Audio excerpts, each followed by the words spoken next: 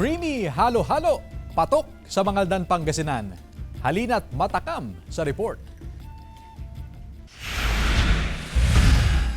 Patok ngayong tag-init ang espesyal na halo-halo sa Barangay Lanas, Mangaldan, Pangasinan.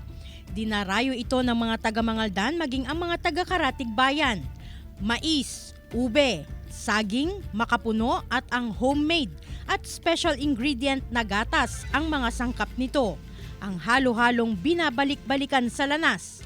Itong si Marisol, araw-araw umano siyang kumakain ng halo-halo, lalo na ngayong mainit ang panahon.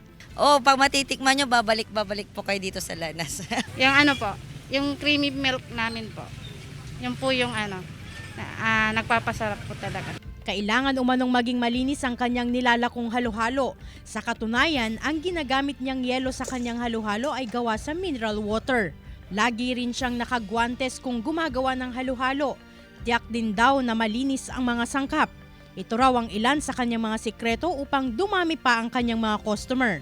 Kasi syempre yung mga ibang tao pupunta dito tapos mamaya sasakit po yung tiyan nila. At least okay na po yung sigurado.